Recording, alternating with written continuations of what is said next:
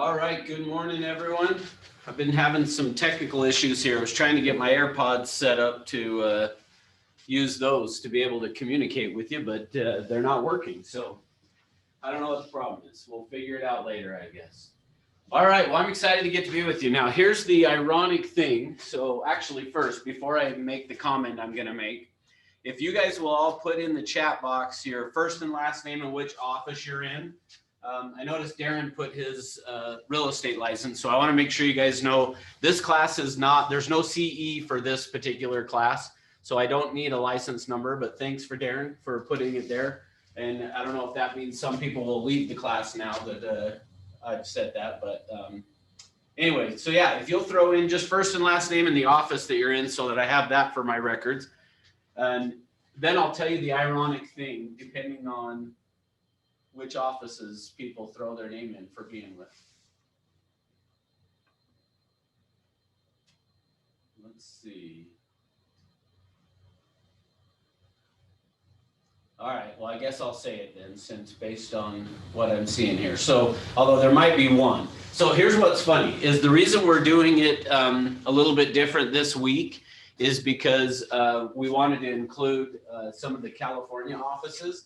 And so far, as I look through this, I don't see anyone from California online. So it's kind of funny that the idea of doing the class this way this week and next week was so that the California agents could join us, and I don't see any of them joining us. So anyway, all right, well, I guess we'll hope they join us later. I don't know, that's kind of funny.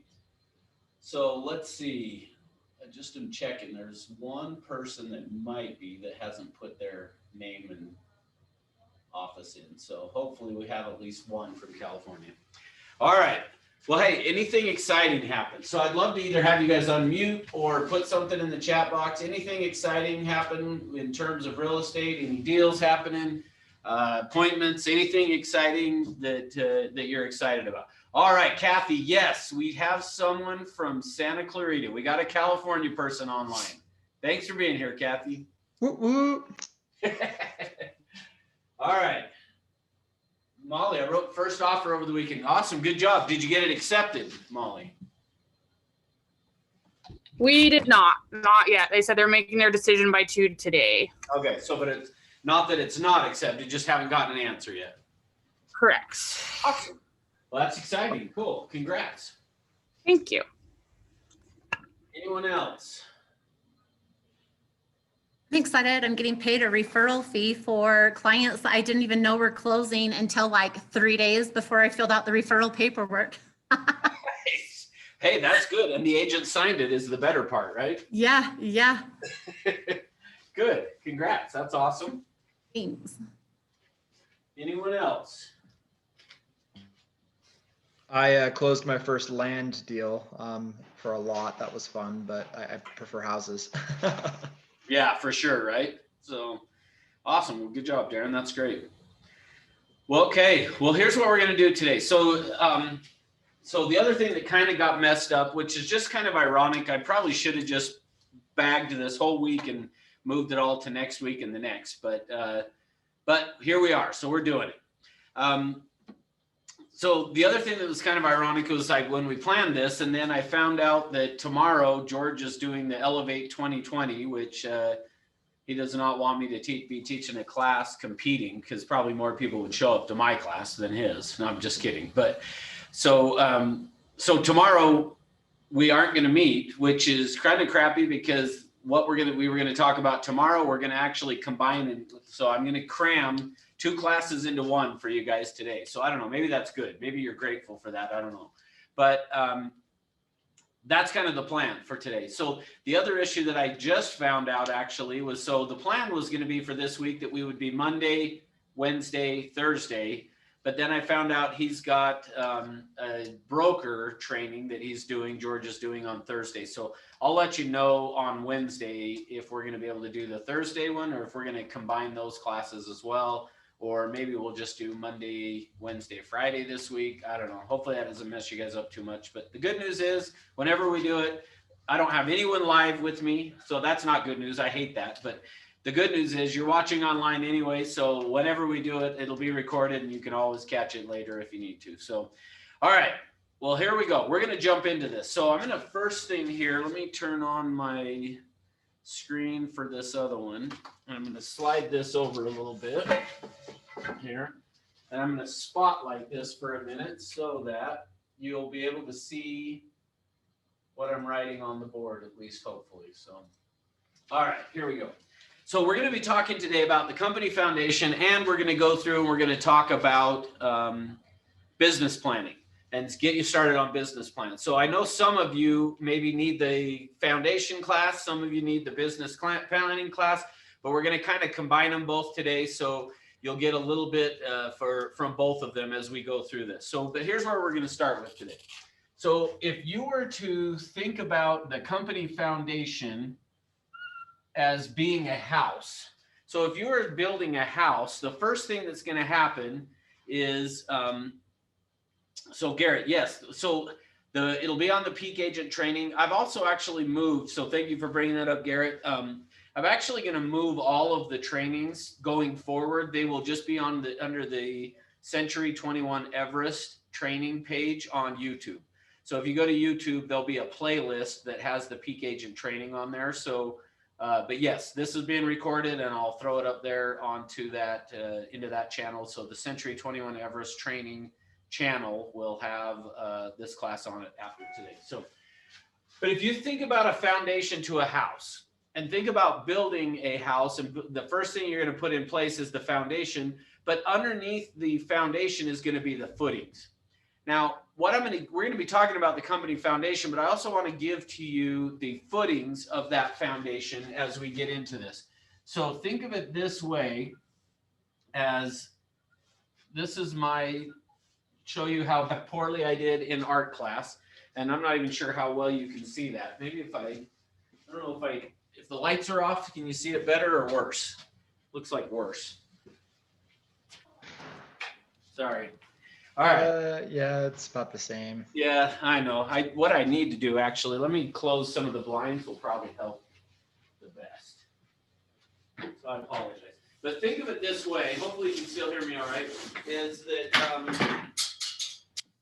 we're going to talk about the foundation, but in that foundation has got these footings. And so I want to talk about this, what I've drawn on the board, we would call the stool of life. So think of this as it's a stool, in case you couldn't tell. It's a three-legged stool. This is your life, okay? Your life consists of three legs. We got to figure out something here. Is that better or worse? Still not any better. We can see it's not. I think not it's better terrible. like that for sure. Yeah. Which way? The lights Well, now off. it looks the same, but with the lines Yeah. down, it definitely helped. But it Yeah. lights on or off? Off, Okay. on, I don't know. I think everyone's like half and half. Off All right. is better, yeah. I need to just write higher is part of what the problem is, I think. I don't know. All right. I'm leaving them off then. If you guys want them on, tell me. All right. So think about it this way, though, is that this is your life, and we're going to talk about the footing or the foundation, but this is the footings. And think of on this stool, there's three legs. The three legs are going to be your health, your relationships, and business or money, however you want to say it. In fact, tomorrow on Morning Ascent, you guys are going to see Brenda Lee Jones, which some of you may or may not know who she is. But the way she refers to this is fitness, finance, and family. So she thinks of it as the 3 F's: fitness, finance, and family. I always say it as health, relationships, and business. But just keep in mind that everything we're going to talk about today applies to, we're going to talk mostly about the business part of things. But if you don't have the relationships and the health pieces working, it's going to create some issues there as well. And the example I like to use is Tiger Woods. Pretty much everybody knows who Tiger Woods is. And if you think about his life years ago, he was considered, and maybe kind of is again, but for a long time was considered like the best golfer in the world. Well, what ends up happening with him is that he got messed up in which area of his life? Health, relationships, or family? Family. Family. Relationships. Or yeah, sorry, I said that backwards. Health, relationships, or business. Yeah, in his relationships, he got messed up. As a result of that, what ended up happening is he gets messed up in his relationship area. Well, then he starts having back problems, and he started having some knee issues, started having these other problems with which then led to what happened to his golf game. It went to shit. Thumbs down. Yeah, it went down. So these three areas are connected. So the reason we're talking about it today is because I want to make sure that you guys understand that in terms of your real estate career, the other two areas matter, just like it did for Tiger Woods. He got messed up in the relationship part, and then it messed up his health part, and it also messed up his golf part. Now, to some extent, he's kind of come back a little bit from that. So just kind of keep that in mind as we go through and we talk about these things. We're mostly going to spend our time talking about the business side of things, but keep in mind that the health, the relationships are a part of everything that we're going to talk about. Now, so in the company foundation, there are 6 areas that we want to talk about, and that you want to make sure you have dialed in for your real estate career. Now, as we go through and talk about this, I want you to keep in mind that as we're going through and talking about it, hang on one second here.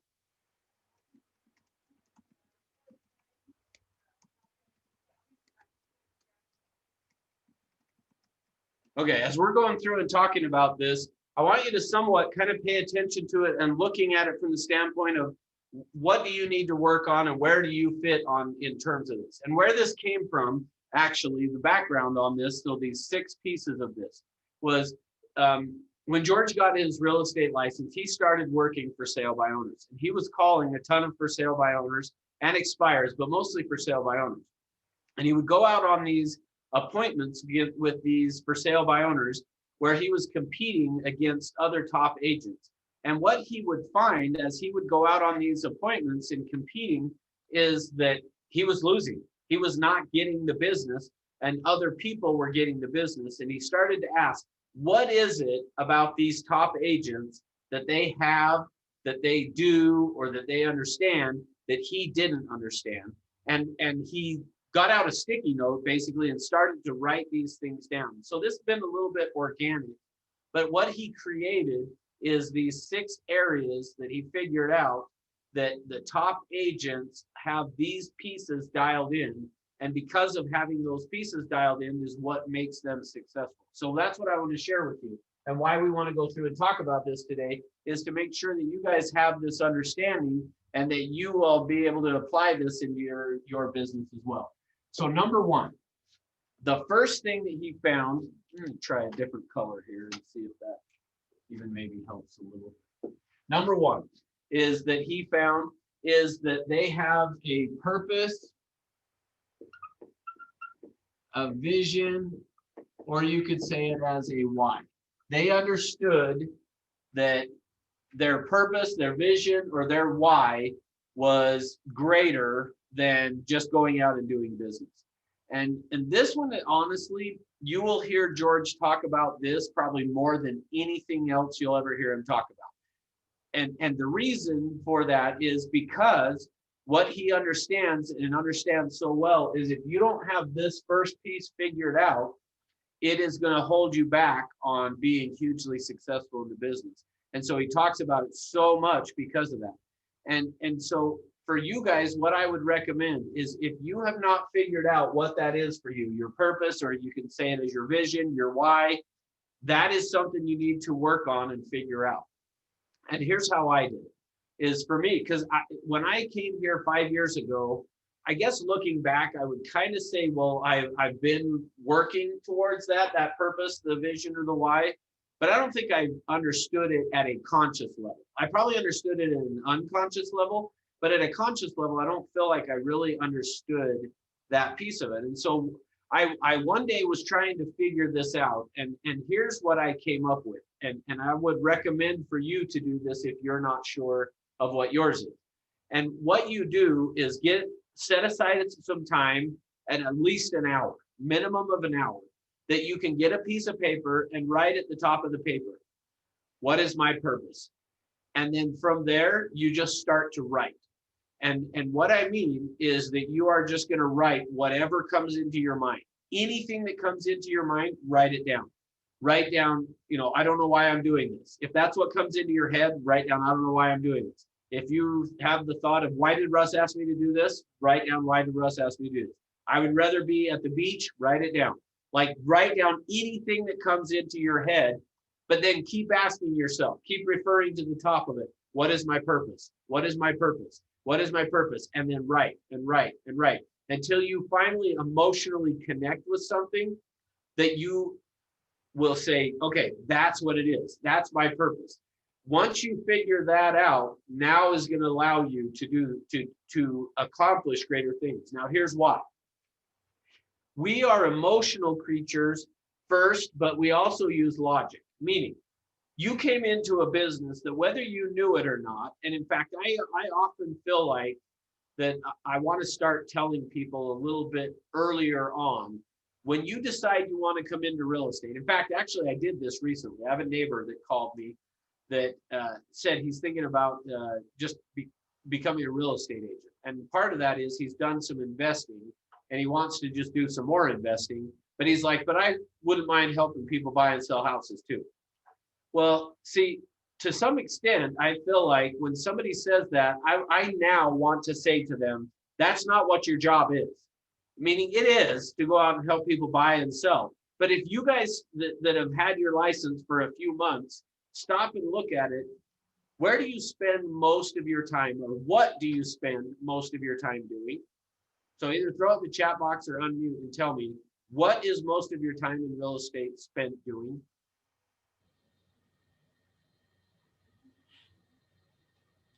I'm banking on you, David. Unmute and tell me. Lead follow-up. Lead follow-up? Okay, good. Yeah, and Garrett said prospecting, which I would lump those two together, is most of your time is spent on the phone, right? So basically, if you stop and looked at that, or go out and knock on doors.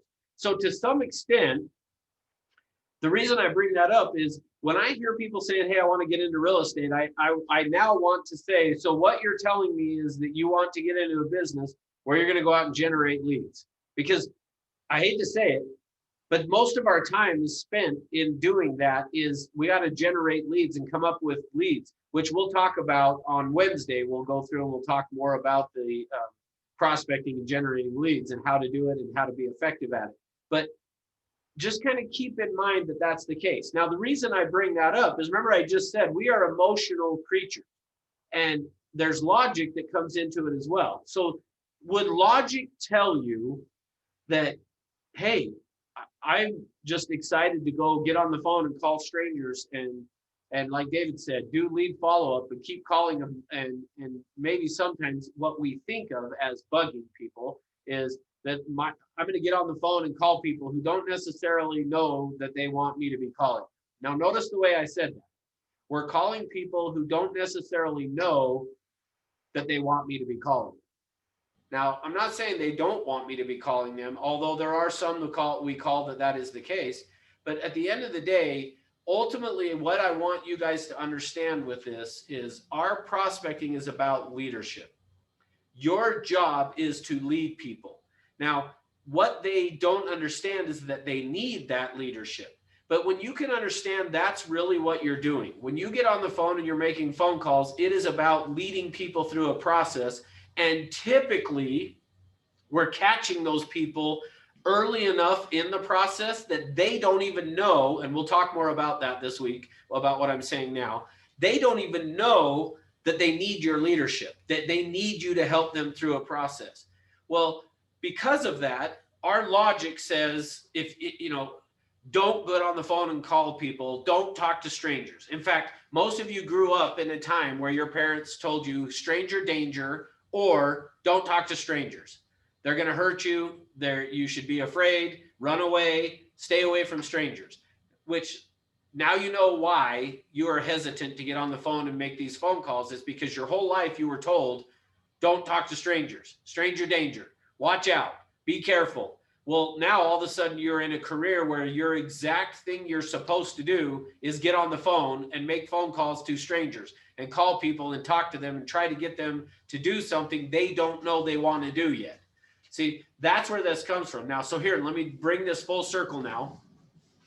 Once you understand your purpose, your vision, your why, once you have that figured out, now it'll allow you to work through to get past the struggle that we have of getting on the phone and making the phone calls, is because you have figured out what is your purpose, what is your vision, what is your why that is going to help you to get there.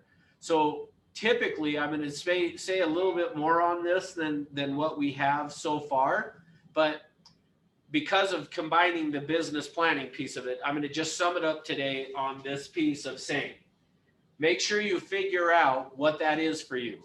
Spend the time to get that dialed in to where you understand what it is. What is the purpose? What is it you're wanting to accomplish? How will you know at the end of your life that you accomplished what you were supposed to do? Probably even this is another way of saying it. And I don't think I've ever even taught it this way, but here's how I would say to think of it. Maslow created this hierarchy of needs here. In Maslow's hierarchy of needs, what he found is we have these physiological needs, then we have safety and health and love and esteem. And then at the top of the pinnacle up here is self-actualization. Basically, self-actualization in Maslow's hierarchy of needs is once you have satisfied all of these other needs, starting with the physiological, food, shelter, clothes, those type of things. Once we have satisfied that, we move to the next, to the next, to the next, to the next, till we get to the top where it's self-actualization.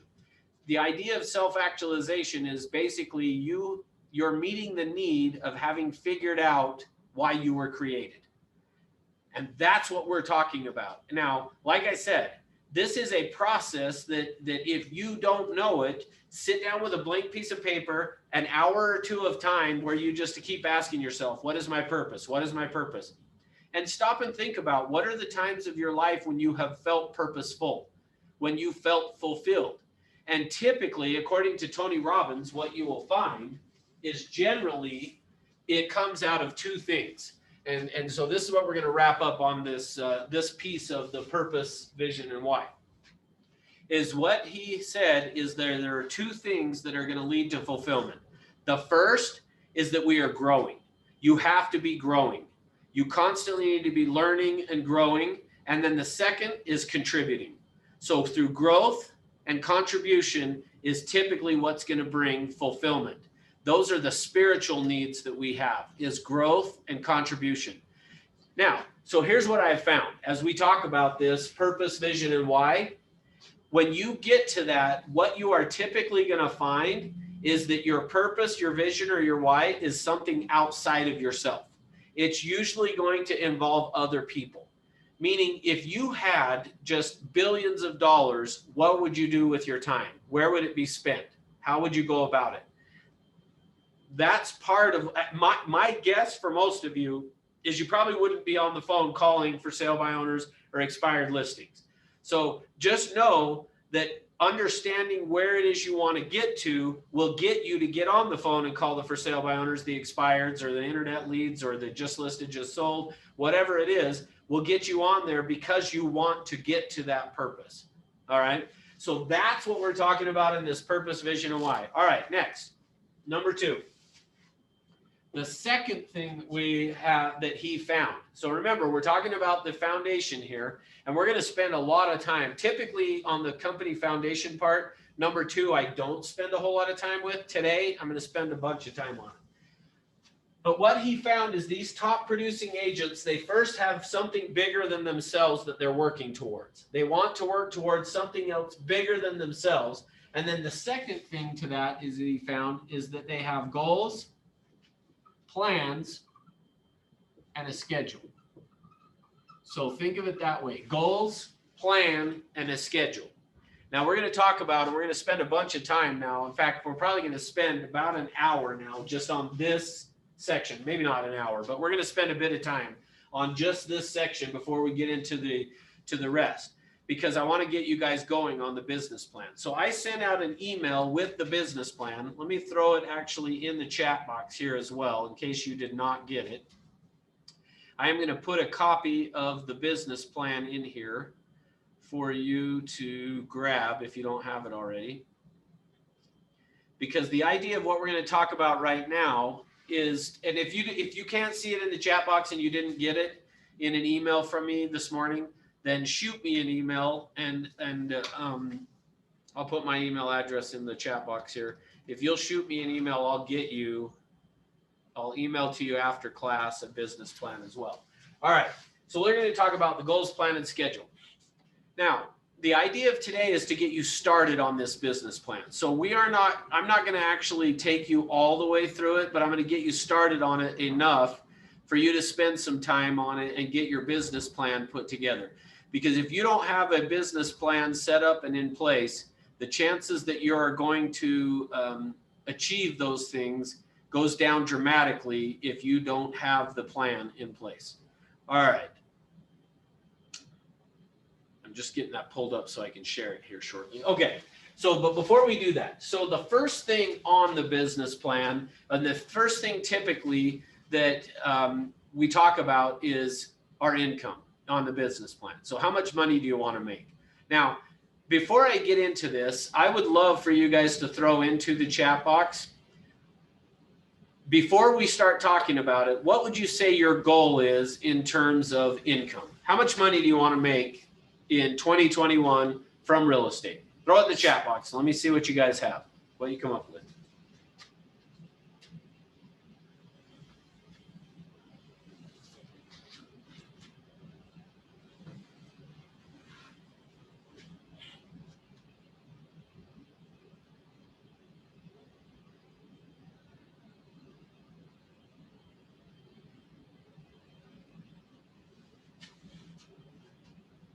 All right, I hope the rest of you are typing because I'm not, there we go. Okay.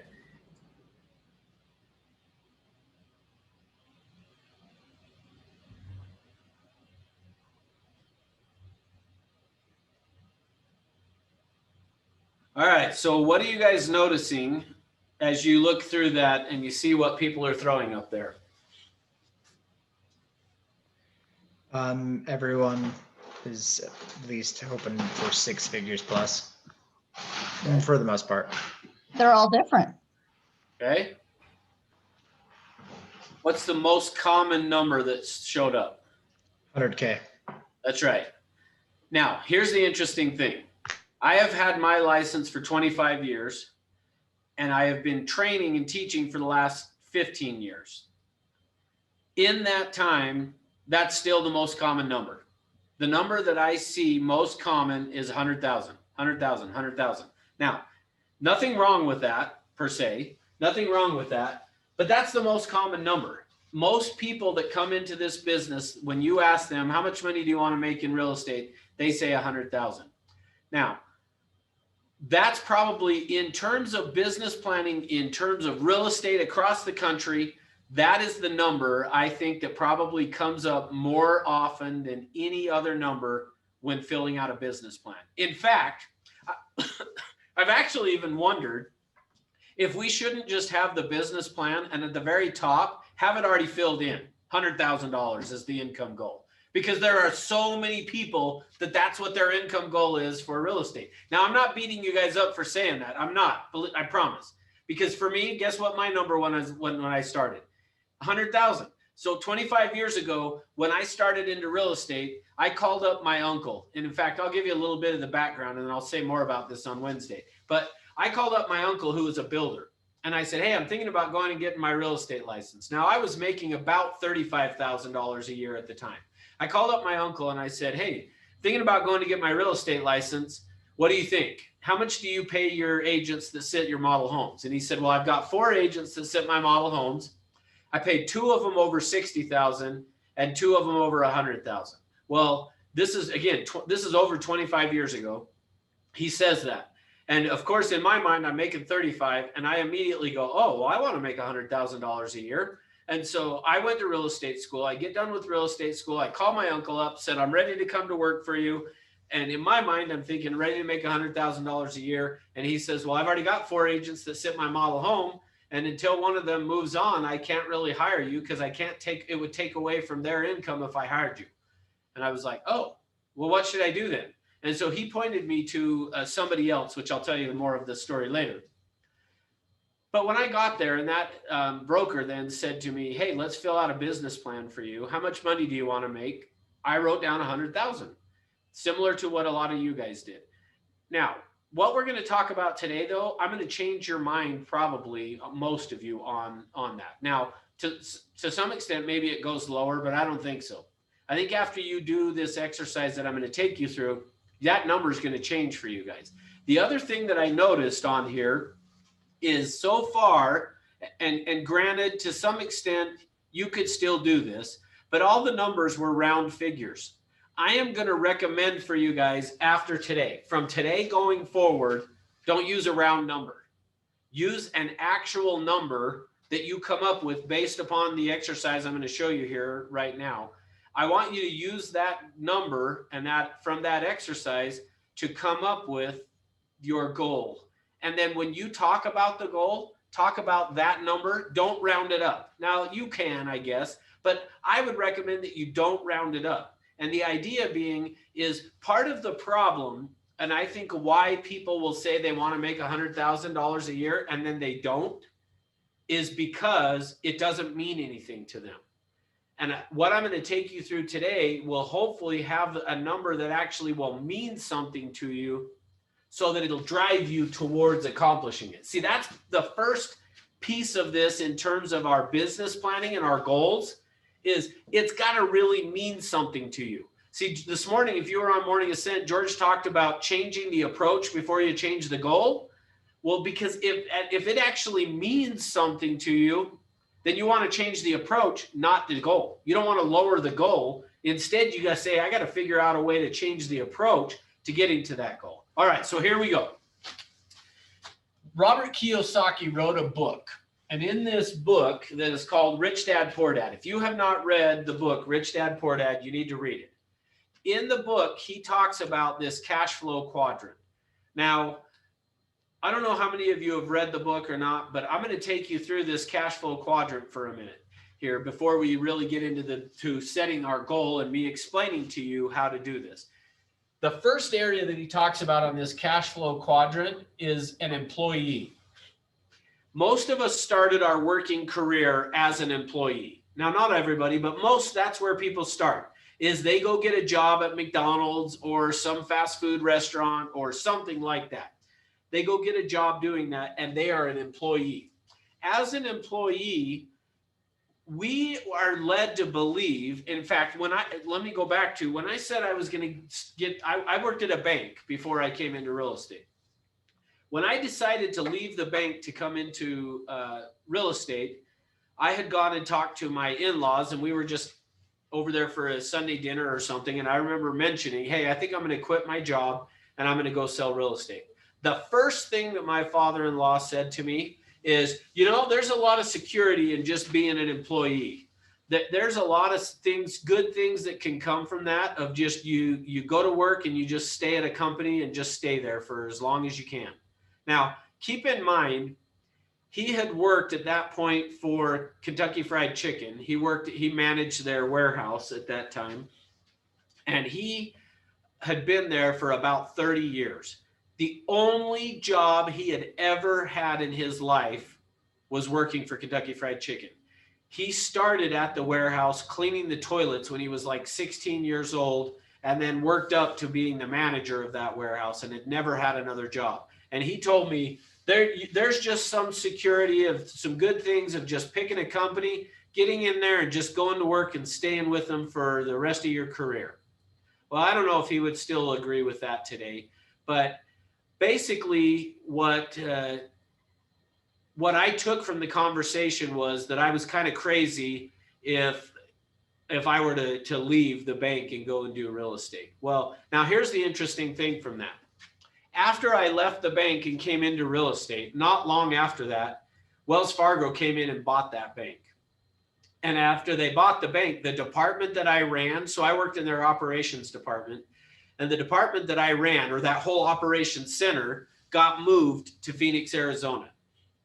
And it's interesting because everybody that was working there for the most part ended up getting laid off because they moved those jobs. Well, so how much security was there really in that? See, my perspective on this has changed so much to where in a lot of ways, there's not a lot of security in being an employee, in my opinion. Now, because if the owner of the company changes their mind, especially in Utah, we're an at will, they could just come in and say, hey, your services aren't needed anymore. They didn't have to give you a reason why. They can just say your services aren't needed anymore, and now you don't have a job. How much security is there in that? Now, that's not my point of all this, but that's where we start as an employee in this cash flow quadrant. The next area that he talks about in this cash flow quadrant is self-employed. Now, either unmute or throw it in the chat box. What is the difference between being employed and being self-employed? Oh, yeah, Kelly says he was laid off 3 times in a 2-year span. So you're with me. Yeah, not a lot of security there, right?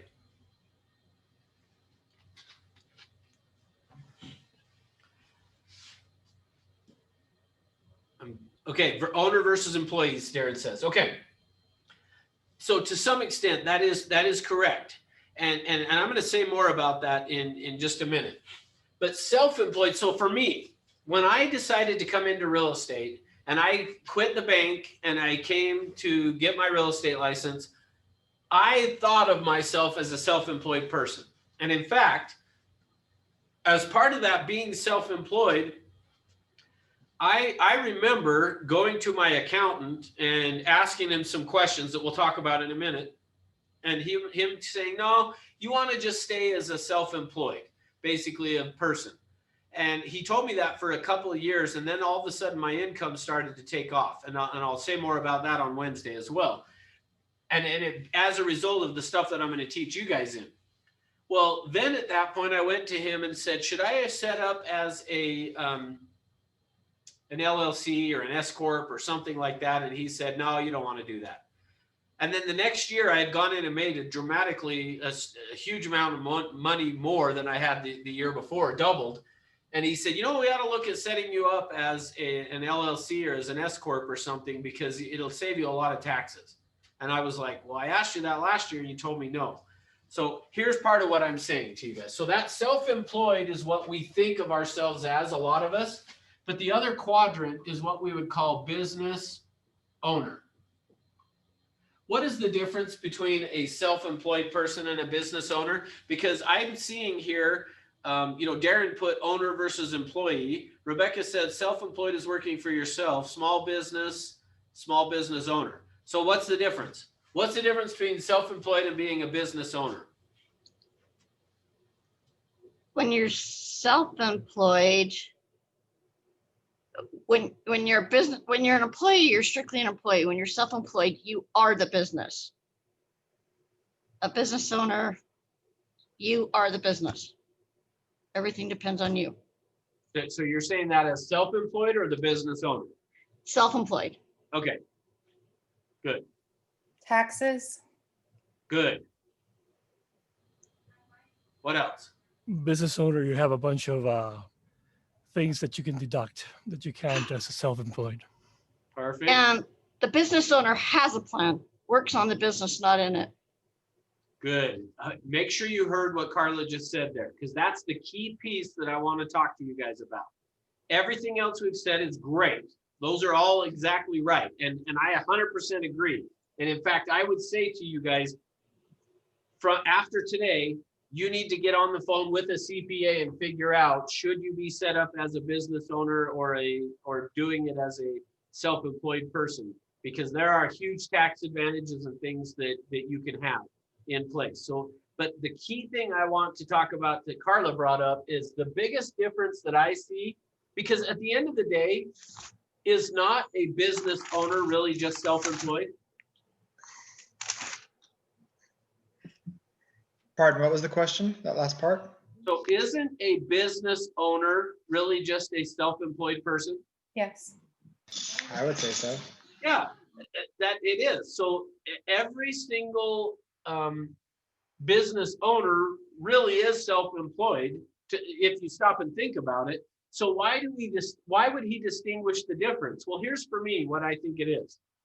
For me, when I stop and think about the difference between being self-employed and a business owner, is I worked for right out of high school, I worked for two different guys doing construction. The one I would say was a business owner, the other one is self-employed. And here's what I will tell you. Today, now fast forwarding, over 30 years from when I worked for these guys, the one has built a business that he really probably could turn around and sell. And somebody said earlier, the self-employed is the business. If they're not there and they're not working, there is no business. See, the one guy that I worked for, the reason I quit working for him, and it's actually the reason I went to the bank to go to work, was I was working for this guy. It was December and it was right after Christmas. I went to work and he said, hey, just so you know, this job we're doing right now, I don't have anything else lined up after that. So I can't pay you any money after we finish this job. You might want to go get a new job. See, to me, and still even today, I actually ran into this guy recently. I called him about a house to see if he wanted to buy it, to then subdivide and build a house in the back of it. I would tell you, he has been self-employed his whole life, and his whole life has looked like that. Well, I don't want your real estate career to look like a self-employed person. I want it to look like a successful business person. So from today forward, do not think of yourself as self-employed. You're a business owner. And the biggest difference between a self-employed and a business owner, which is what Carla said, is they actually have a plan. They work on the business, not just in the business. So we've got to have a business plan, which is what we're talking about right now, which is part of having the goals, but also a plan and a schedule to go along with it. Well, the next area that he talks about in this book is the investor. So think of it this way, is we typically are going to go from being an employee to self-employed to being a business owner to being an investor. Ultimately, as we start to talk about business planning, remember I said to you that your number that you threw in the chat box when I take you through this exercise is probably going to change. This is what I'm talking about, is because most people don't have a plan to become an investor. And I want to help you to start towards that plan of becoming an investor. And that's what we're going to talk about next. So in this cash flow quadrant, from today forward, think of yourself as a business owner, not self-employed. You're a business owner. And as such, your plan is to then become this investor, to where you actually just have your money that goes out to work for you. So you're not having to go out and do the work. Your money goes and does the work for you. We've got an agent here at this office that I'm in right now, falls into this category. We got a number of agents that fall into this category, but the one specifically that I'm thinking about in this investor category. About 2 years ago, he decided that he wanted to take his family and basically go live in a motorhome and travel the country for a year. And he had some fairly young kids. And so what he did was he went and bought a motorhome, pulled his kids out of school and just said, guys, we're going to homeschool for this next year. And we're going to actually go learn about history of the United States, not just study it in school. And so he threw them into this motorhome and they went and traveled the country for a year, showing them all this. Well, the reason he could do that is because he had become this investor. He had enough, back then, 2 years ago, he had positive cash flow coming in of over $20,000 a month. So he could afford to go out and do this because he had become the investor. So I want you to do that. So as part of our business plan, we're going to create a scenario that allows you to become the investor. So I'm going to go through and talk about how to do that now. Okay, so just keep in mind that, and he actually, since he wrote the book, Robert Kiyosaki, he has actually added a 5th category to this, where basically it's you become a philanthropist. Think about a Bill Gates, where you have acquired so much money that you would never be able to spend it all. And so as a result, you start giving money away, is essentially where the 5th area that we want to head to is philanthropist. Okay. So let me erase this and let's go through and talk about it. Now, so on that business plan, in fact, let me even just pull it up here and show you for a minute, just in case you haven't seen it. So here's the business plan, okay? So you'll notice we've got here business plan for, and that would be your name for 2021 is probably the idea. You'll notice here on this, the first thing it shows here is this quote from Earl Nightingale. Success is really nothing more than the progressive realization of a worthy ideal. This means that any person who knows what they are doing and where they are going is a success. Any person with a goal towards which they are working is a successful person. I love that part that Earl Nightingale basically says success is nothing more than the progressive realization of a worthy ideal. It's the progressive realization of that worthy ideal. And then the first area we've got here is the total commissions, okay? So with that in mind, as we're talking about total commissions, as you're going to fill out this business plan, I don't want you to just throw in $100,000 or 250, or I'm seeing people say 7 figures that for this next year, you're wanting to make $1 million. Great. That's awesome. Here's how I want you to do it though. So the first thing I want you to do is figure out for yourself. Now, remember, I'm just getting you started on this today. This is not, we're not going to totally fill this out today, and you'll see why. But here's the first thing you need to figure out. What is your monthly outgo that you need? What is just the very bare minimum that you need every single month to buy food, to pay rent or a house payment, any car payments? Like, just what is your bare minimum to just survive every single month? You need a minimum of X. Figure that out and write it down. That's the first step we need to do. We got to figure that out and get that written down. Then once we have done that, the next thing that we're going to do, because remember, this is about having a plan. So the next thing we want to do is to look and say, okay, I need just X amount of dollars. So I need this amount monthly. In addition to that, do you have some debts that you want to eliminate?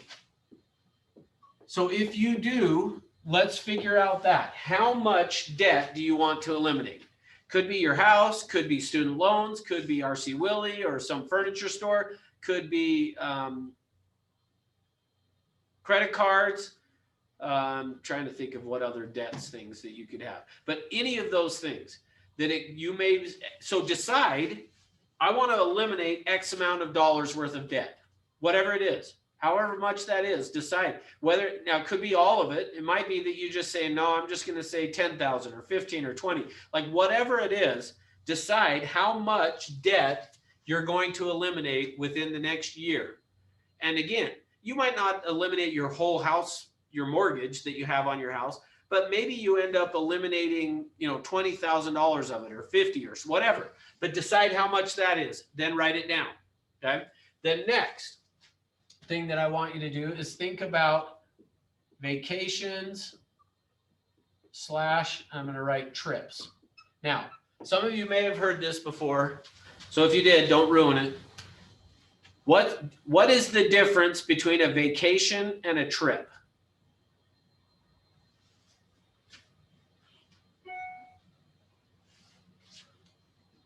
Who's paying for it?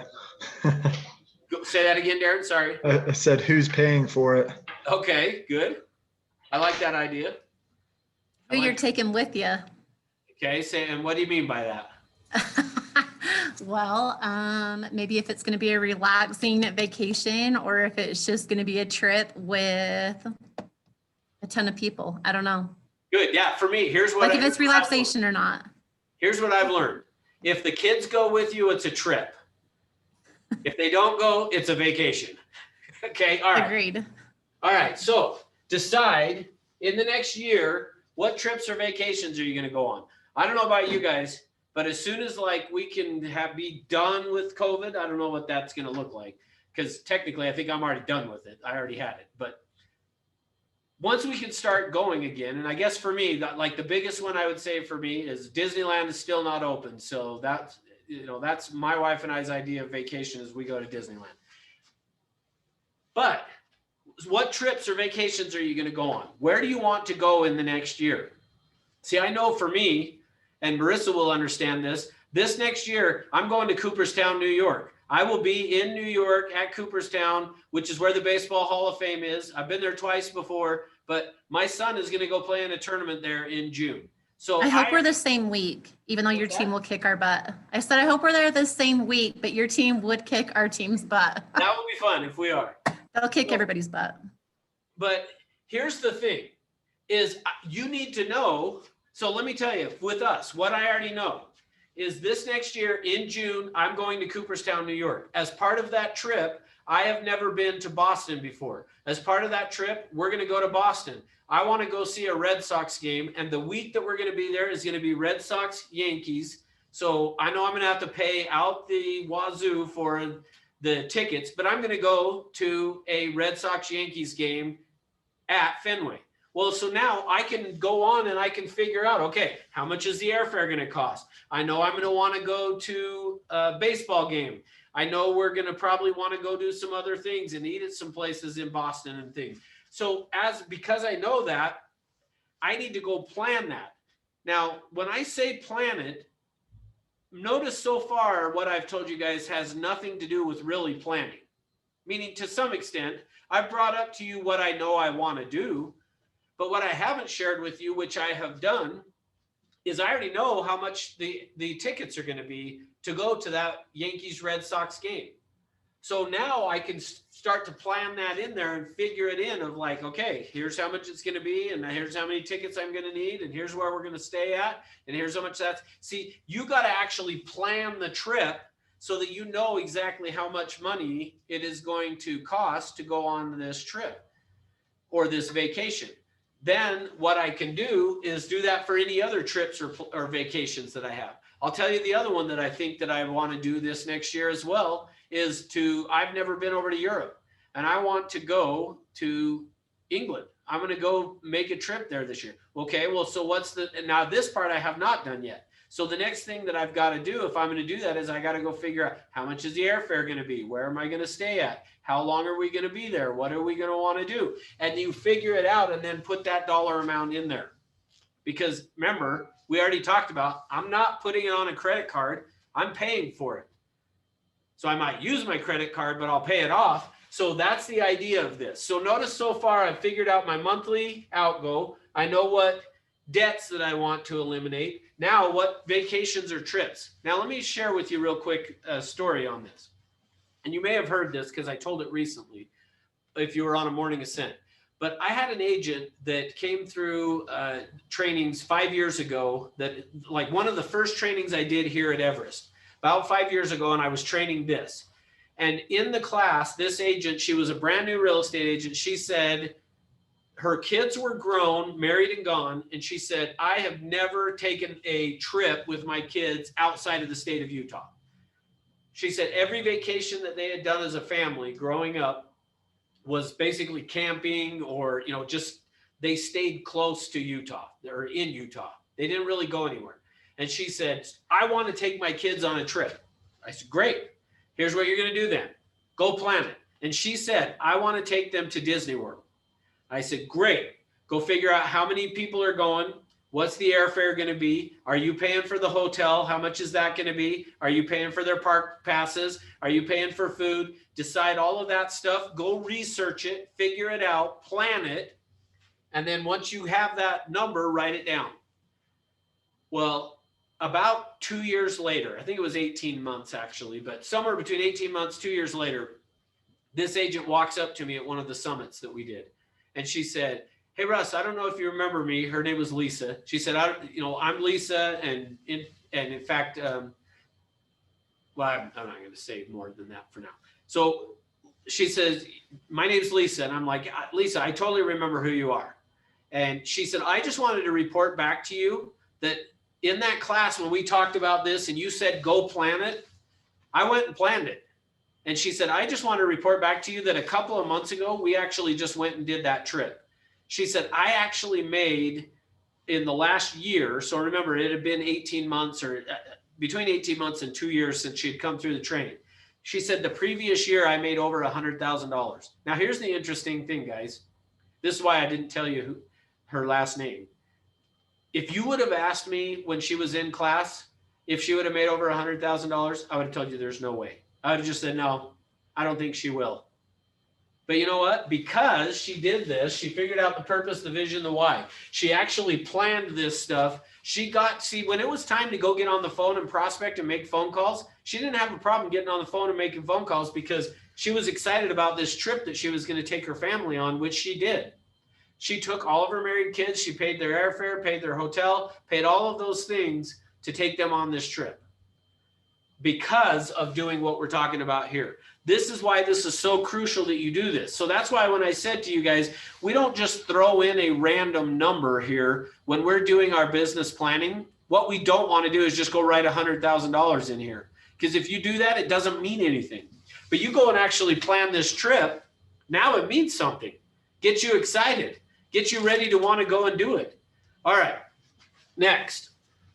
Do you have things that you just want to buy? So I'm just going to list this one as things. Do you want to buy a new car? Do you want to buy a new house? Do you want to buy a new set of golf clubs? Do you want to buy whatever? Like, just decide what things do you want to buy in the next year, and then go research it. How much are they going to cost? If it's a new car you want, go get in it, drive it, figure out the options, know exactly how much money it's going to be to buy that car, and then write it down.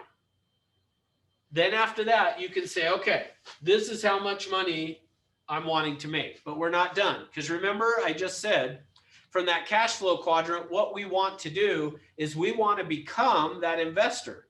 Well, if we're going to do that, we got to be saving some money as well.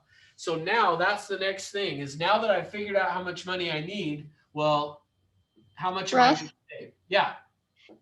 Do you put the total amount of the car or just say like the monthly payment?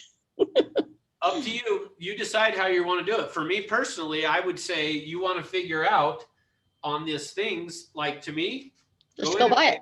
yeah, I mean, Yeah. there may be some logic. Somebody might say, no, it's dumb to ever pay cash for a car because it's a depreciating asset. So however you want to go about doing that is fine. Okay.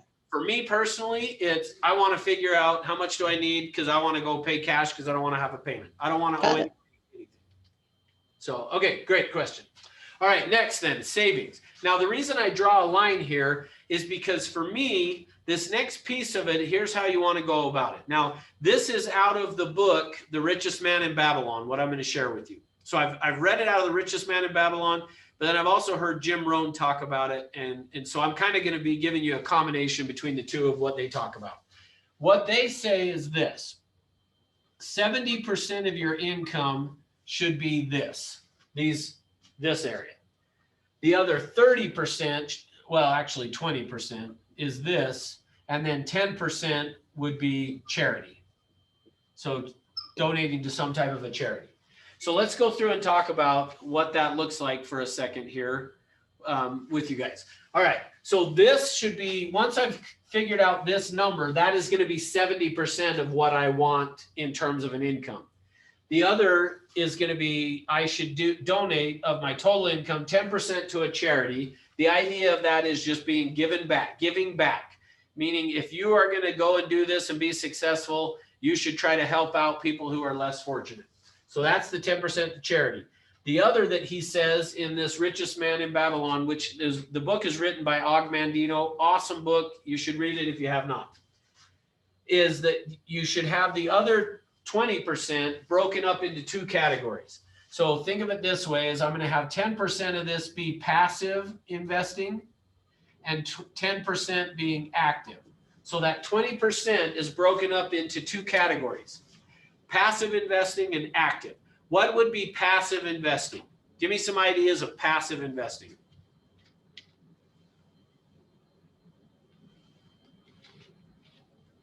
Rental property. Okay, good. Owning a rental property. What else? Stocks, bonds. Just basically think of it this way. When you think about passive investing, is you're giving the money to someone else to manage. Someone else is managing the money. Now, why would we want to do that? Why would we want to do passive where we're just giving money to somebody else, in bonds or mutual funds, something like that? Potential for money to make money, exponential growth potential. Okay, good. There's more to it than that. Let me ask it to you this way. We're all in real estate. Most of your clients that you're going to deal with are going to go get a loan. Where does that money come from? From lenders who need that 10% for their bottom line. So we got to keep the circle going for everyone, I guess. Exactly. No, that's exactly right there. That's the whole point of me saying you want to do passive investing, is we need to be putting money back out into the economy that allows businesses to go and grow and to expand, and allows people to go get loans to buy houses. That money comes out of insurance, mutual funds, those type of things is where that money is going to come from. They go and then invest in mortgages. So we want to do our part to help the economy keep growing is the idea of the passive. So with that being said, then what is active investing?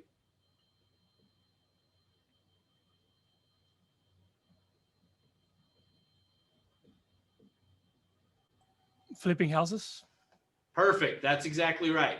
So for us, really, that's probably the best way for me to say for you guys to think about it, is ultimately the active investing for us ought to be, hey, when I come across a good deal, I'm going to buy it, fix it up, and sell it. So ultimately, think of active investing as you are the one, you're actively involved in creating that growth of the money. And it may be, I mean, for us, it just makes sense to say you're going to come across some really good deals. And the idea would be buy it, fix it up, and sell it. Now, in the meantime, until you're able to do that, when you come across one of those, call me, because I want to do it until you can. So when you find that deal, call me. I'll let you represent me. I'll make sure you get paid a commission on it. I'll take care of you that way. So until you become that, I want to be it. So when you see a deal, call me and say, hey, Russ, I got a potential deal for you. And if it works, the numbers work, I'm going to go do the deal. So, and I'll help you get started by paying you some money on that as well, letting you represent me. So just know when you come across a deal, until you can become the active investor, refer it to me. All right. I made $1,700 yesterday on Bitcoin. All right, good. That would be an example of active investing. If you're doing some type of a day trading thing or something, which sounds like Carla did yesterday, that would be active investing.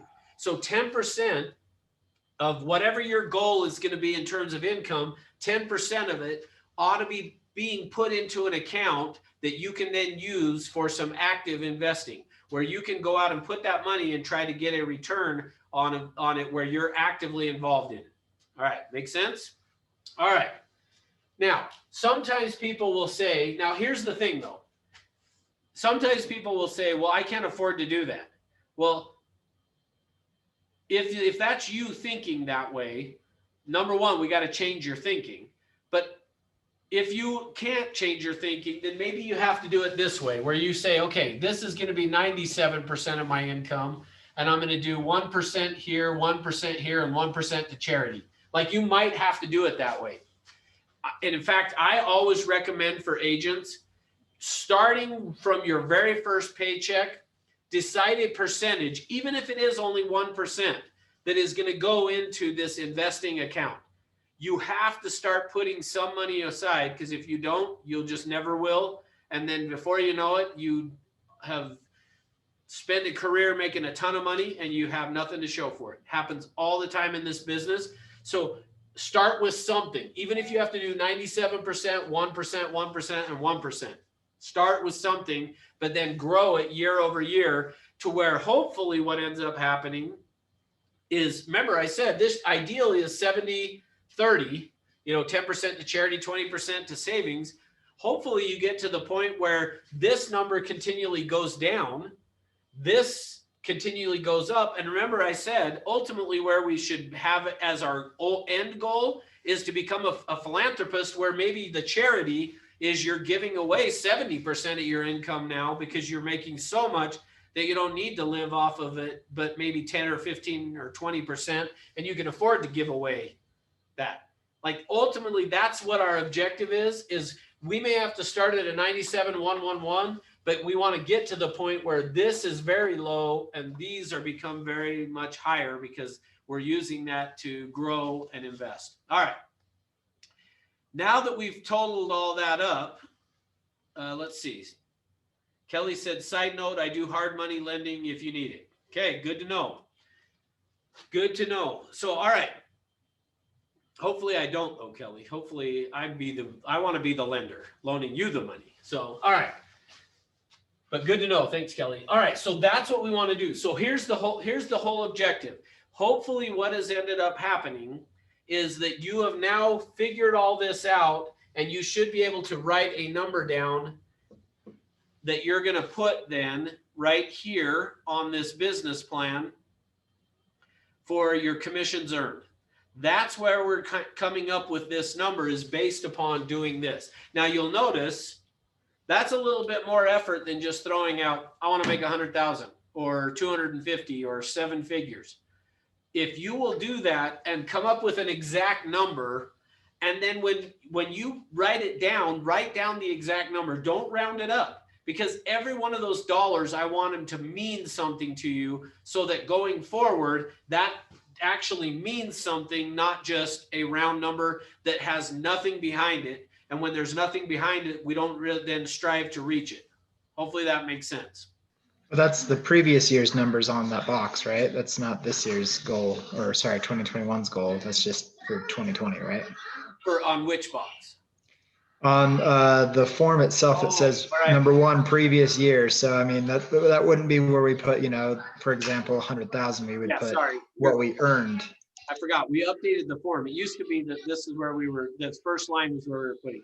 So yeah, this is where you're writing down for last year what it looked like, and then here's your goals. It would be right here. Total commissions earned. Thanks. Okay. Yes, thank you.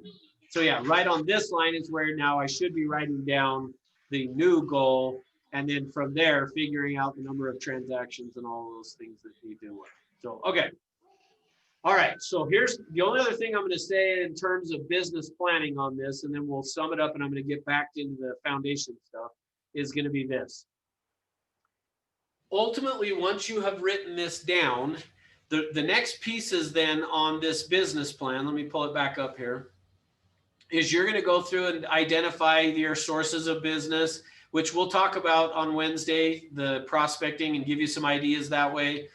Your sphere of influence. We're going to talk about mindset here in just a minute. Skills we're going to talk about. The main thing I want to hit on with you guys on business planning. When you put together this business plan, make sure you stop and fill this piece out. What are the 5 challenges you foresee to being able to accomplish this goal? Because to some extent, if you go through and do this the way that I talked about doing it with you guys, what's going to happen is actually 2 things. One is you're going to be really excited. So that should be the main thing you want to have happen, is be excited about it.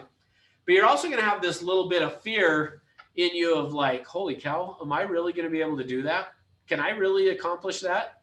And so what you want to do then is in that business plan is, what would be the things that would hold you back? Identify the challenges that you would see that are going to keep you from doing it. And then from there, figure out, say, okay, so what's the solution? What's my way around it so that I can work through that and that I don't have to be fearful of that taking place. So hopefully that makes sense to you guys.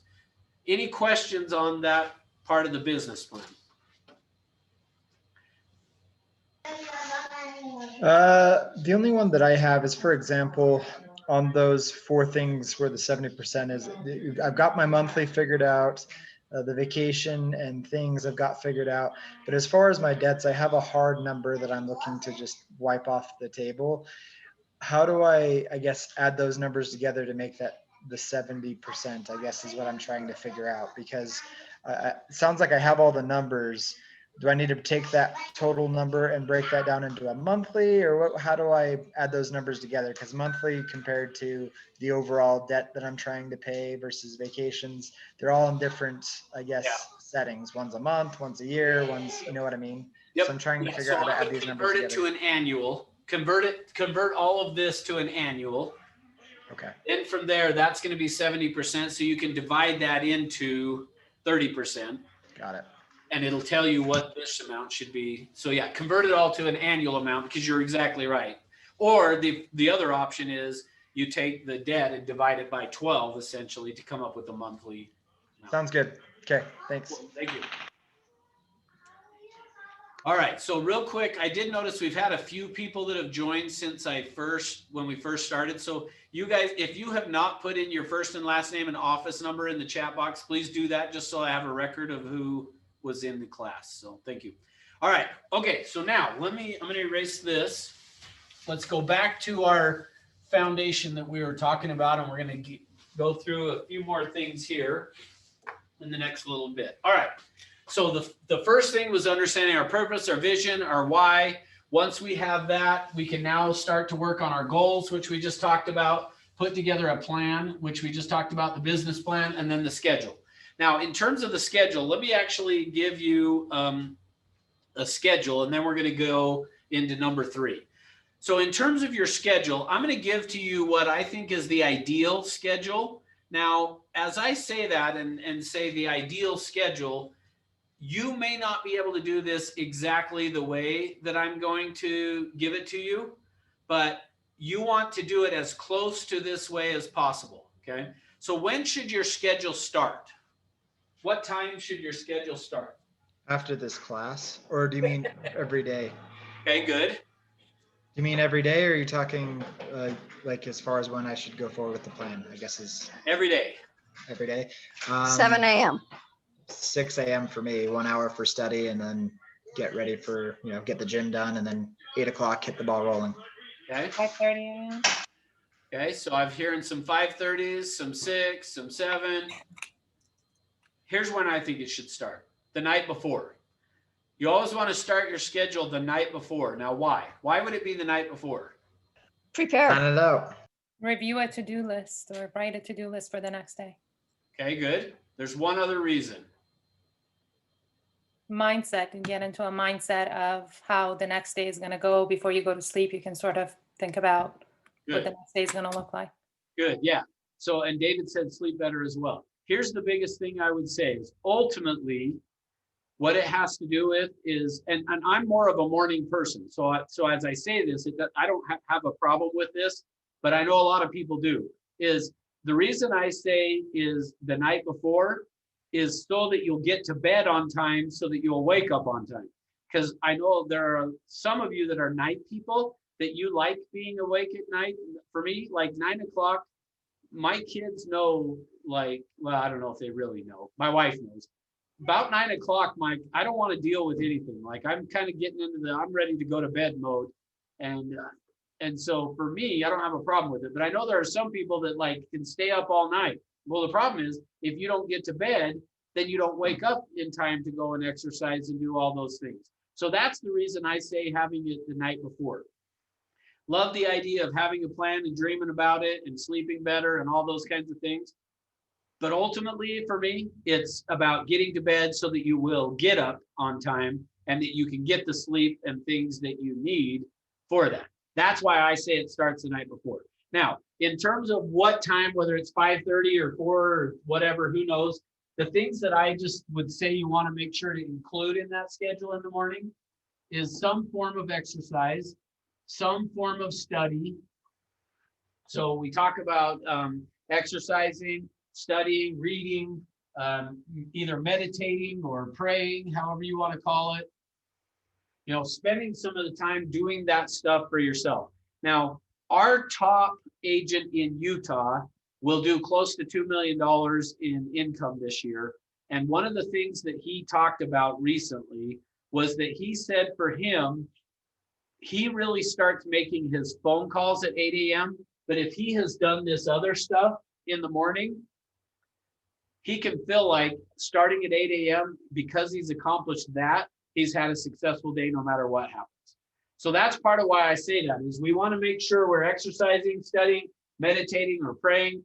And the other thing that I always throw in there, and a lot of times people will laugh when I say it, but unfortunately, I think I have to say it, is make sure you shower and that you don't stink, is basically what I would say. Don't stink when you're going to go to work. All right.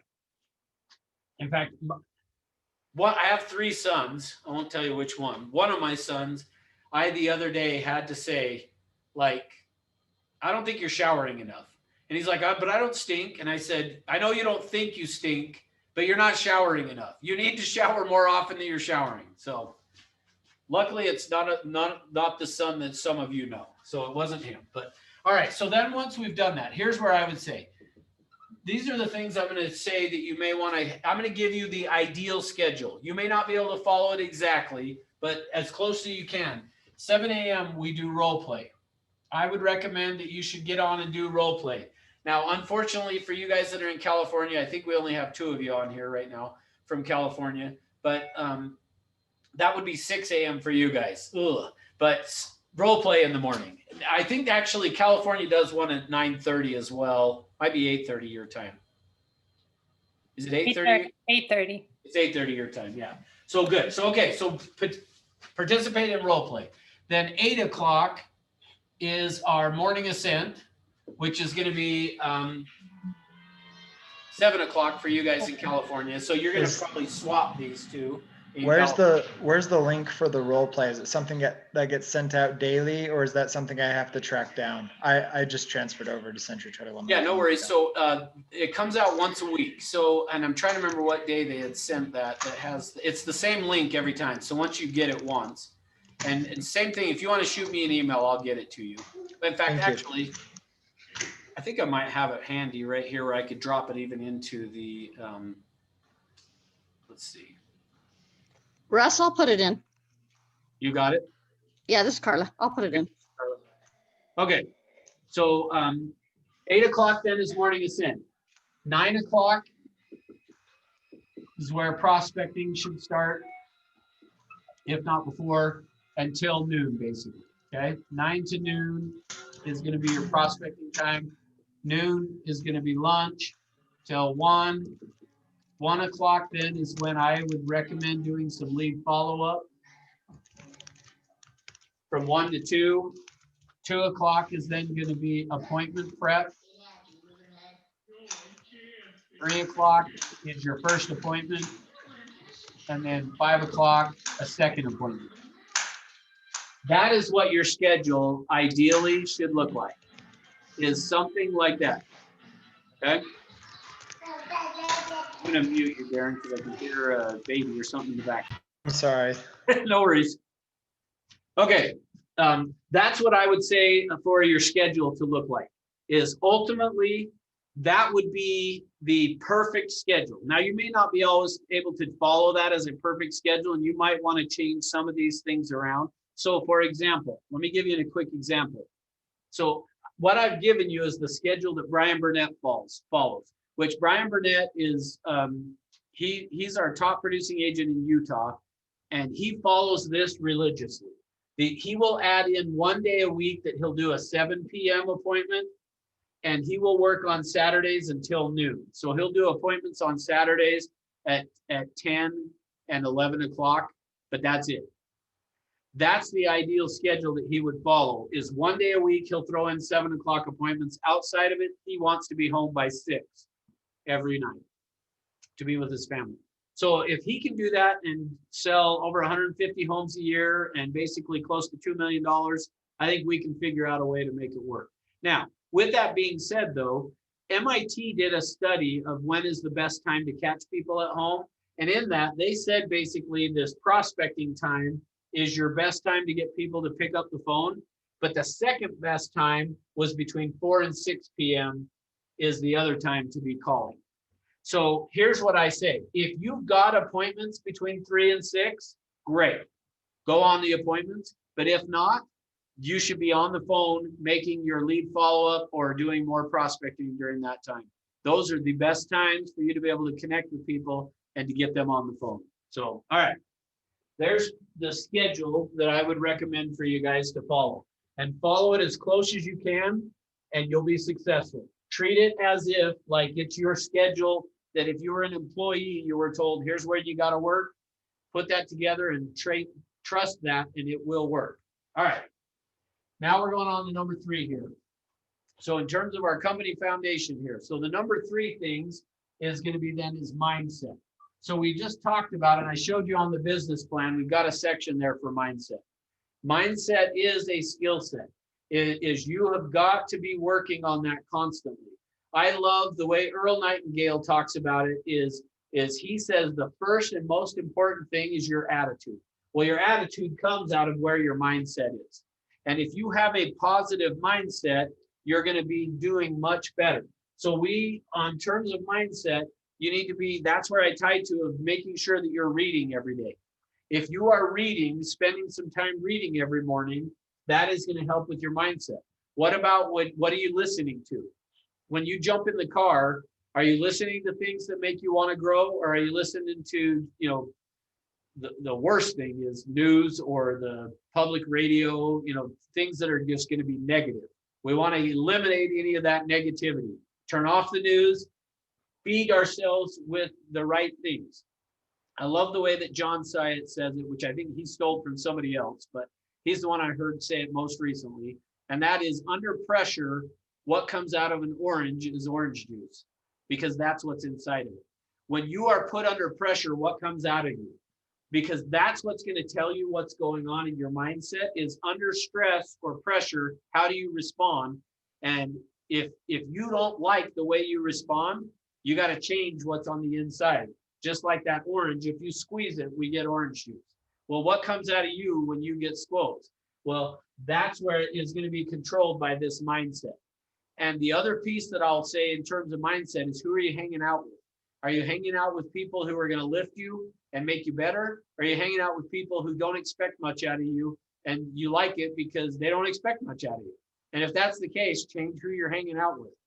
Your income will be the average of the 5 people you hang out with the most. So if you want to increase your income, change who you hang out with, okay? All right, that's it I'm going to say on mindset. Number 4 then is going to be discipline and accountability. Now remember, let me just going to come back and remind you again. Where all this came from was George sitting down and trying to figure out what is it that top producing agents do or have. What was different about them? Well, what he found is they understood their purpose, vision, and why. They had goals, plans, and a schedule. They had a good mindset, positive mindset, because of things that they were reading. And then number 4 is that they had high levels of discipline or accountability. So to me, the difference between discipline and accountability, discipline is internal, accountability is external. So if you can hold yourself accountable to that schedule that we just talked about, that would just be you have the discipline to get up and follow that schedule. If not, then get somebody that's going to hold you accountable to it. Let me tell you what I did, and I didn't know this stuff when I started. It just kind of happened. But I'll tell you, I look back on it and I would not be in real estate if this had not happened. And that was this, is I had gone to a class similar to what you guys are doing right now. And I was in that class, and in that class, I noticed that, and this is part of why I ask you guys to always put your office in the chat box, is because of this. At this class, they were having us tell which office we were in. Well, I noticed, and they also had us say how long we had been in the business. And I had said how long, that it had only been a couple of weeks that I had been in the business and that I was in the office in West Jordan.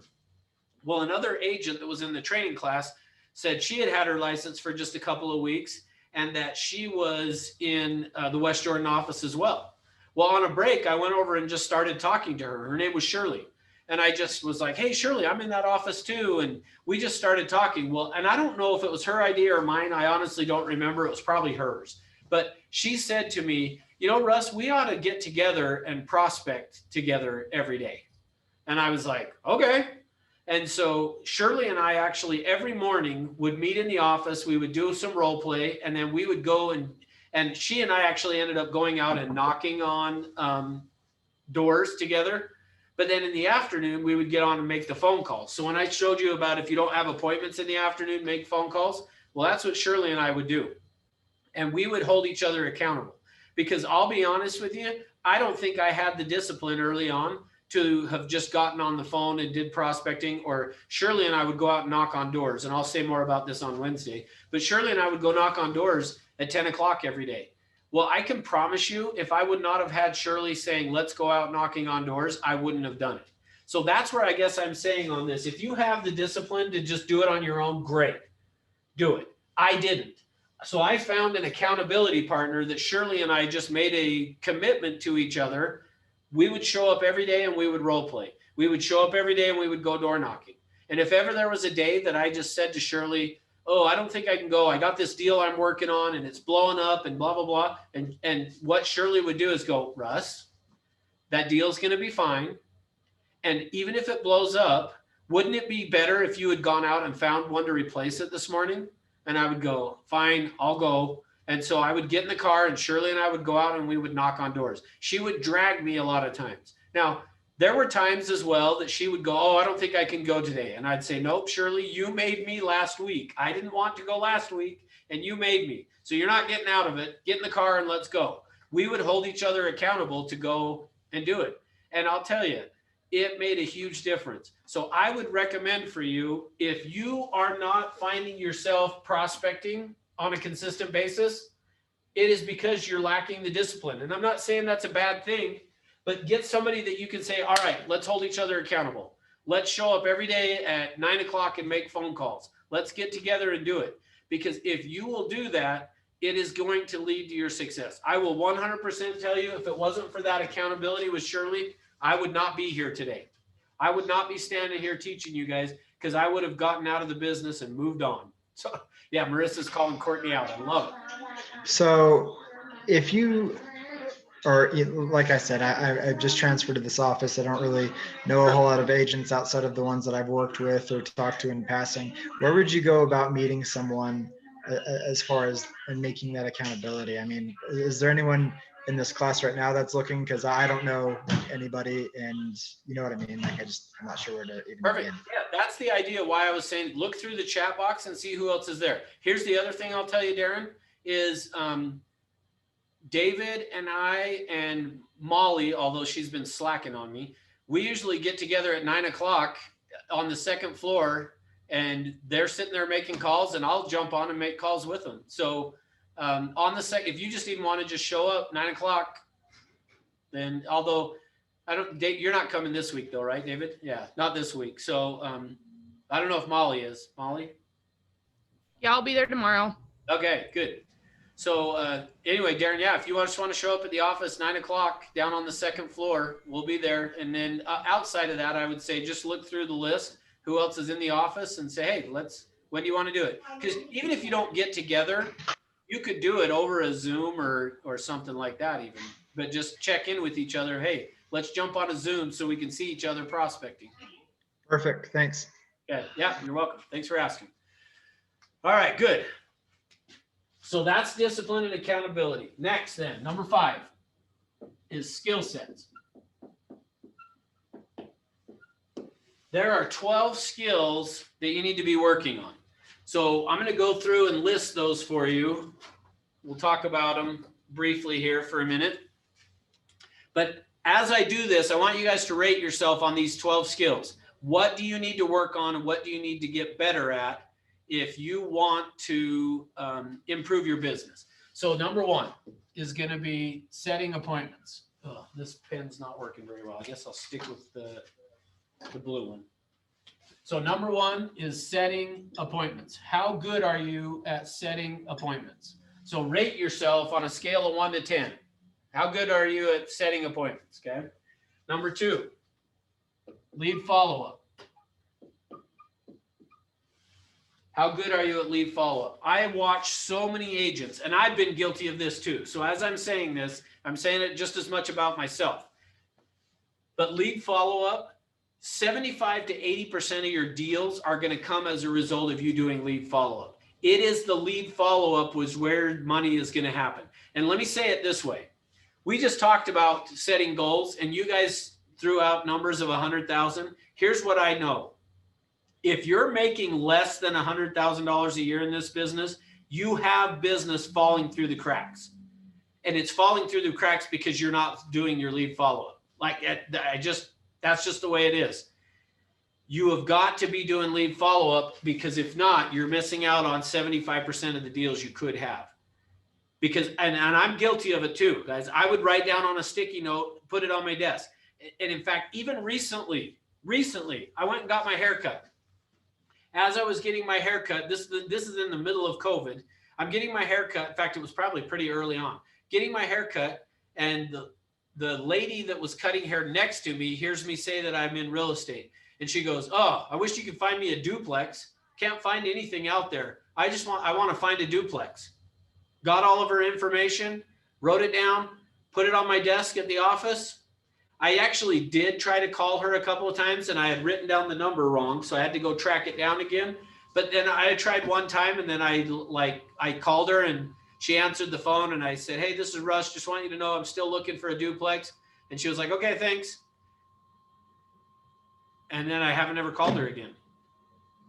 So I just let probably $6,000 or $7,000, $8,000 just fall through the cracks probably. Now, as I'm sitting here telling you this, I'm like, okay, I could probably go resurrect it. I could probably go call again, but I got to see if I even still have the number on my desk. It may have gotten knocked off or thrown away. That's what I mean by lead follow-up, like have a system in place. All right. Number 3, pre-qualify. You got to be pre-qualifying. Now, here's the thing on this. Let me talk about this for a minute. Too many times what happens is we want to pre-qualify before we set the appointment. Don't do that. Set the appointment first, then we worry about pre-qualifying. Don't try to pre-qualify before you set the appointment. Get the appointment first. If you can get the appointment first, then we can worry about the pre-qualify. Now, when I say pre-qualify, you're probably thinking like get them to the lender. That is part of it. But more so what I mean by pre-qualify is find out what the motivation is. What is driving them? Do they need to buy or sell, or is it just like if the right thing came along, I would do it? See, but worry about the appointment first. Set the appointment first with the person. So if you can't get the appointment, then we're going to do lead follow-up. And we'll talk more about this on Wednesday too, as part of lead generation. But if I can't get the appointment, then I'm going to follow up with them. But once I do follow up, the purpose of lead follow-up, by the way, the purpose of lead follow-up is not to stay in touch. It's to set an appointment. So I'm going to lead follow-up so that I can set an appointment. Now that I've set the appointment, now I can go through and pre-qualify to find out more about what's causing them to want to buy or sell. And I can get them with the lender to find out if they qualify and all those kinds of things. All right. Next then. Now I'm somewhat trying to do these in order, but I'm also doing it off the top of my head. So if I leave one out, I'll come back to it later on and I'll figure it out at the end. All right. So now that I've pre-qualified, now in terms of a listing appointment, we are going to then need to price. So I'm going to just put down pricing property. So that's a skill. You got to get good at pricing property. And this one is one that is an art. It's not a science. But you need to get good at pricing property, figuring out what property is worth in an area and those type of things. And it is a moving target. Like I'll tell you, in fact, I may have already shared this with you. I had one of my neighbors call me and tell me, hey, I decided to sell our house and we're going to move, but I wanted you to know that I don't feel comfortable using a friend to list. So I wanted to give you the heads up when you saw a sign go in our front yard that you weren't offended. And I said, too late. We're not friends anymore. So now you could use me then, right? No. So, but here's the thing. When he told me what he was going to list his house for in our neighborhood, he said, hey, I'm going to list it for he told me 700,000. And I was like, yeah, it's not going to sell. And he said, well, maybe not, but we're going to just try it and see what happens. Well, then it hits the MLS at 725. And I was like, oh, you're really not selling if you're listing at 725. That's not going to happen. Well, the next day he texts me and says, I got 6 offers. One of them is for 730 and it's cash, close in 2 weeks. And I was like, I guess I don't know anything about pricing property in my neighborhood, which I will tell you, typically in your own neighborhood, you will tend to be behind what the really market is. I don't know why that is, but in your own neighborhood, you're going to tend to think the values are less than what they really are in a moving, where the market's moving like it is now. So anyway, I was wrong. He sold it, closed, moved on. And I was like, wow. And now I really hate him because then I found out he went and bought a $900,000 house and didn't use me for that either. Cost me $50,000 probably, dang it. Anyway, all right, get good. Sorry to digress there. Get good at pricing property. Okay. Number 5 is then I'm going to say is presentations, which we're going to talk about this next week. We're going to go through all this. So presenting, how good are you at presenting? Are you a good presenter? And I'm going to teach you that next week. We're going to go through and talk about the presentation skills, and I'm going to give you a listing presentation that you want to work on. But we want to get good at presenting. Okay. So that's, and again, rate yourself on a scale of 1 to 10. How good are you at these things? All right. Next one then is I'm going to put in here is handling objections. That's the next skill. We got to get good at handling objections. How good are you at that? Now, here's the good news. They don't change. In the 25 years I've been doing this, the objections have not changed. Now, slightly, but they really still haven't changed. Meaning, like when I first started, nobody said to me, well, Zillow said this. This is what Zillow said my house is worth. But they would say some other company. So the names may have changed, but the objections haven't changed. You know, will you do it for less commission? That hasn't changed. Somebody will do it cheaper. Hasn't changed. Like all of those things, you got to get good at handling objections. So learn what those objections are. When you come across one, whether you're prospecting or on a presentation, you come across an objection that somebody gives you and you don't know the answer. As soon as you hang up that phone call or you leave that appointment, you need to write it down and go find some people. Come to me if you want to, and just say, how would you respond to this? Help me have some way to overcome when they have this objection. Okay. But you got to get good at handling objections. And the good news is there's only about 10 of them. And you're going to start seeing them this time of year. The ones you're going to start hearing is, well, maybe after the holidays. Give us a call after the holidays. That's going to be the objection you're going to start hearing. So how are you going to overcome it? That's what you got to have in place is how do I overcome these objections? Because you're going to continue to see the same ones over and over and over again. All right. Next then is negotiation. That's going to be a skill you got to get good at is negotiating. How good are you? So rate yourself on 1 to 10. The secret to negotiation is 2 things. One is you got to build rapport with the person. And number 2, finding out what's important to them. So here's what it never ceases to amaze me. In today's world, somebody writes an offer, they go into dotloop and they share it, and they never bother to even call the listing agent and tell them, hey, I wrote an offer. Like at a minimum, that is, you're a horrible negotiator, by the way, if that's how you do it. So instead, what you should be doing is calling the listing agent and saying, in fact, I've got a listing that failed. Looks like we've resurrected it for another week. We'll see if it closes this week. But I put it back on the market last week. And an agent sent me an offer, and it was actually a bit low of an offer in my opinion. But then when I called him and said, we've got multiple offers, he called back and said, tell me what your seller's looking for. See, that's a great question that most agents never ask. Call before you write an offer and say, what's going to be, outside of the price. So take that off the table. Outside of the price, what else is important? What can I do to make my offer look attractive to this seller?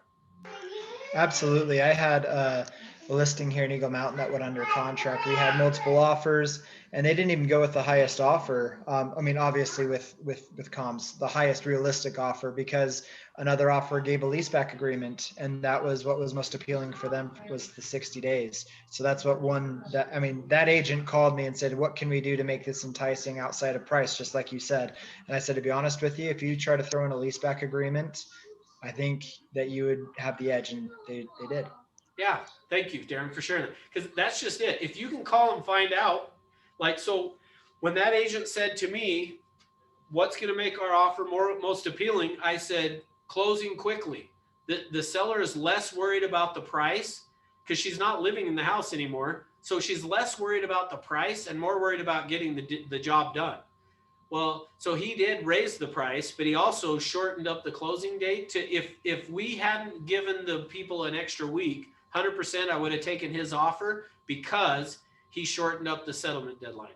So for sure, it would have worked. All right, hang on one second here.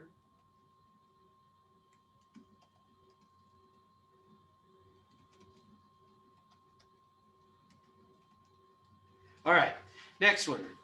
So negotiation, get good at negotiating. All right, number 8 is then going to be, now not always are we going to get listings. In fact, I've got another one right now.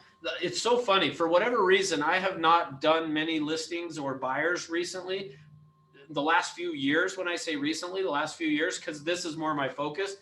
But typically family and friends I will do. And for whatever reason, like they've been kind of coming out of the woodwork lately. But I've got a listing right now that just is not selling. Like I listed it and I told the seller, I'm like, with the market, like now it's a 55 and older community, but I told the seller, I'm like, look, this should sell really quickly. And we listed it at a top dollar, which I thought would still work. And I've had tons of showings, but it hasn't worked. And so we reduced the price and I still got a ton of showings, but no offers. And so I went back to him right before Thanksgiving and said, we probably ought to reduce the price again. So that's the next skill, is price reductions. And believe it or not, even in this current market, you got to be good at that. And what I did though, the secret to this, which actually is the next skill as well. So I'll give you that one, because the secret to being good at price reductions is being good at this, is future pacing. You got to get good at future pacing your clients. So what I mean by that, and that's how we get good at price reductions, is when you list a property, you've got to go through and talk to them about, hey, here's what we're looking for and this is what we need to do. And so I told this seller when we listed, hey, we're at the top of the market. Let's try it and let's see if after 2 weeks though, nothing's happened, we need to reduce. And then we went at 2 weeks, nothing had happened, we need to reduce. Went a couple more weeks, we still haven't got, we're getting showings but no offers, we need to reduce. We're now down to where really, to me, I think the property is priced way fair, but we still haven't gotten any offers. So the next step is going to be, we got to reduce the price some more.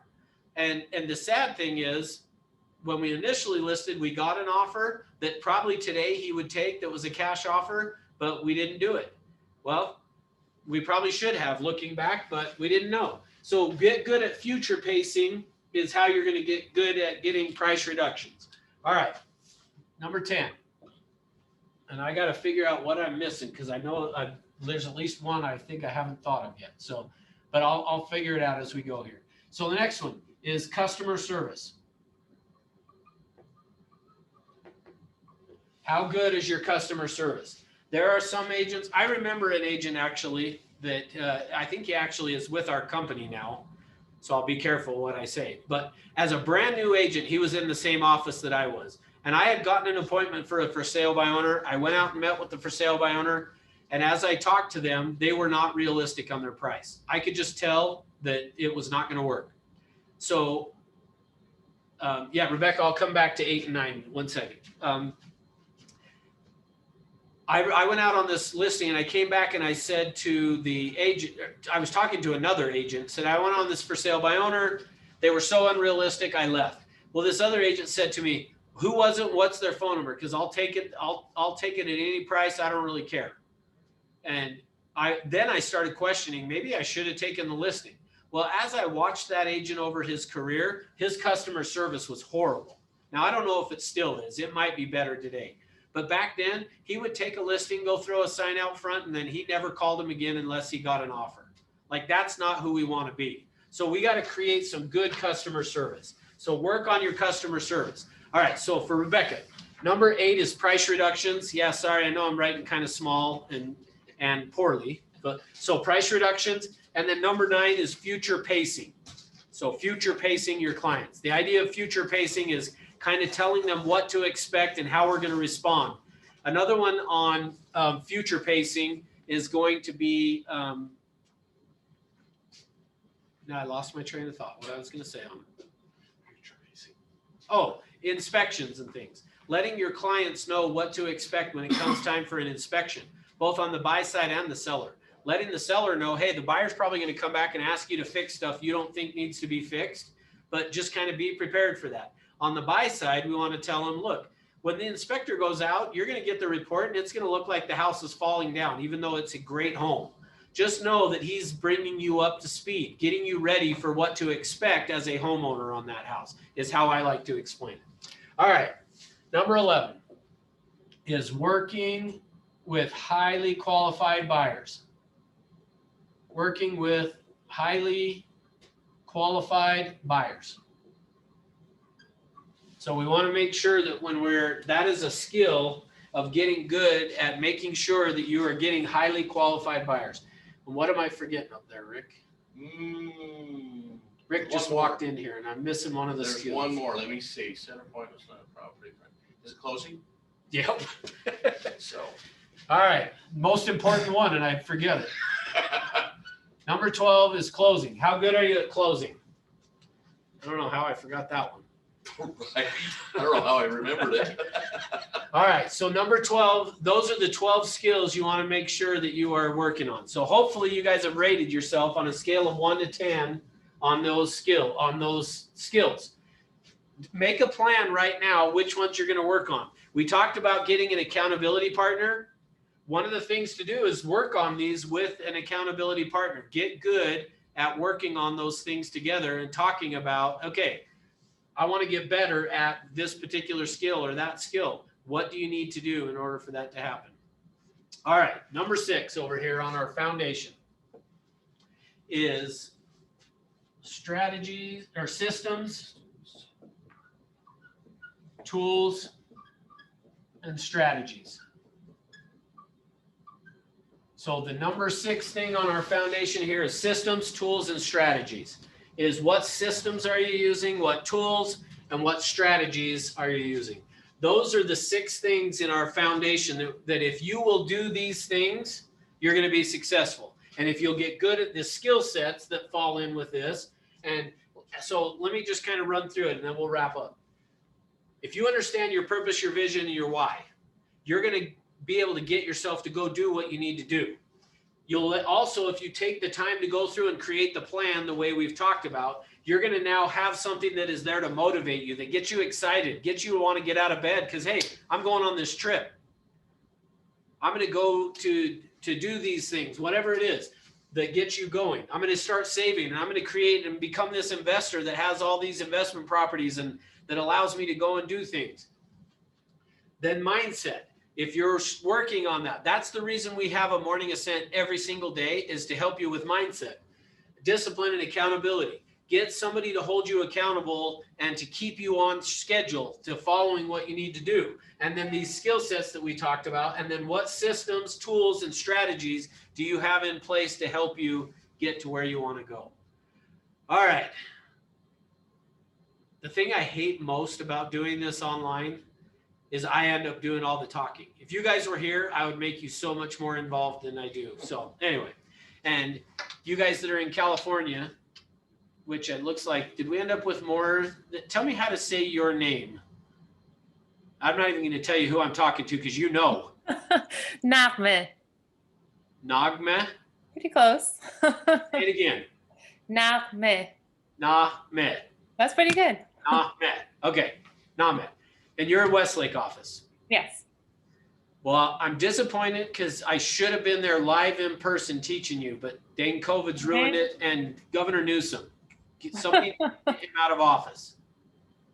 Well, I'm disappointed too, but I appreciate the fact that you're doing it online. All right. Well, thank you. And then do we still have Kat here or did she leave? She looks like she left. So, all right. So here's the plan. So no class tomorrow, but we'll do Wednesday at the same time. So 9 for California, 10 for Utah.